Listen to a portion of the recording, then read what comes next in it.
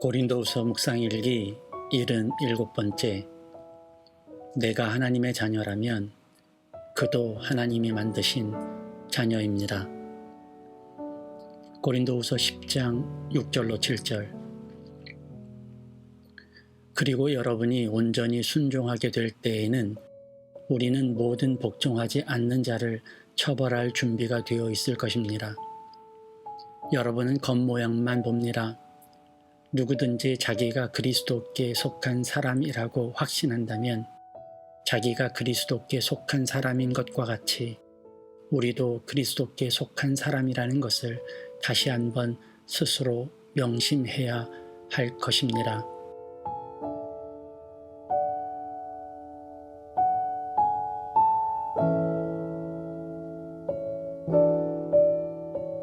좋은 아침입니다. 아침 공기가 좋습니다. 왠지 오늘은 좋은 일이 있을 것 같은 기분이에요.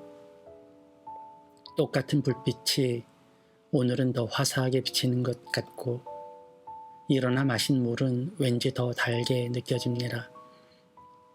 기분 탓일까요? 기분만으로도 세상이 달라져 보이는 것은 내 내면의 생각과 기분이 그만큼 강력한 무기가 된다는 뜻이겠죠. 오늘도 일어나 빛을 발하는 우리 공동체 가족들 되시길 빕니다. 고린도 교회는 많은 분란을 겪었습니다. 그 분란의 중심에는 누가 옳은가의 분쟁이 있었죠. 소위 거짓 교사들은 바울의 정통성을 의심하며 그의 말의 권위를 깎아내렸습니다. 제자도 아니고 사도도 아니며 오히려 그리스도인을 핍박했던 자라고 주장했죠. 그런 주장을 했던 이유는 무엇일까요?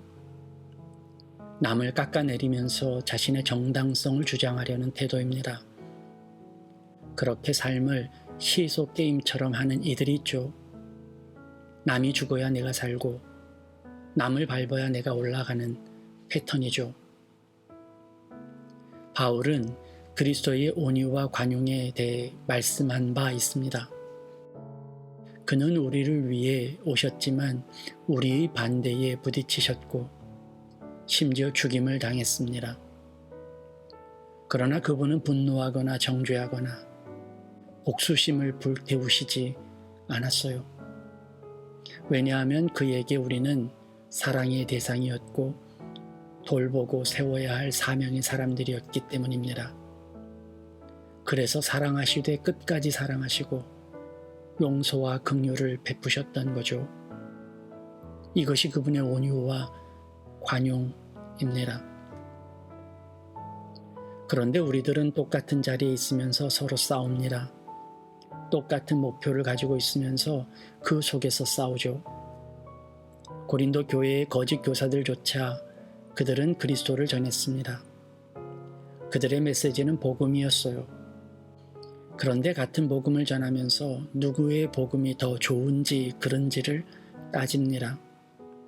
사랑의 복음조차도 내가 우위에 있어야 하는 웃지 못할 상황이 벌어지는 거죠. 우리의 삶이 그렇습니다. 친구끼리 더 싸우죠. 사랑하는 사람들이 더욱 원수가 됩니다. 가만히 보면 서로 다른 길에 있는 사람들보다 같은 길을 가는 사람들이 더 싸워요. 세계 70억 인구 가운데 정말 몇 안 되는 사람이 우리 곁에 있습니다. 그들을 만난 것은 기적에 가깝죠. 그렇게 만난 사람들은 다 나와 같은 방향으로 걷는 이들입니다. 서로 돕고 위로하고 축복하며 함께 가기도 바쁜 관계죠. 그런데 그들 사이에 상처가 생깁니다. 남보다 더 못한 관계가 되고 차라리 보지 않았으면 더 좋았을 사이가 되죠. 왜 그럴까요? 내가 하나님의 자녀라면 그도 하나님이 만드신 자녀입니다. 내가 주님의 구원을 받았다면 그도 주님이 핏값으로 사신 귀한 사람이에요. 그런 공동체 의식이 없이는 우리에게 진리는 요원합니다. 그렇게 하나님께서 만드신 하나님의 나라를 알지 못하면 우리에게 사랑은 그저 나를 위한 이기적 도구밖에 되지 않죠. 내가 사랑받는 자녀라면 그도 사랑받는 자녀입니다. 내가 용서받는 자라면 그도 용서받을 자이고요. 그래서 온유하고 그래서 관용을 베푸는 겁니다. 어느 음식점 종업원 유니폼에 그런 문구가 적힌 것을 본 적 있습니다. 나도 귀한 자식입니다. 그렇죠.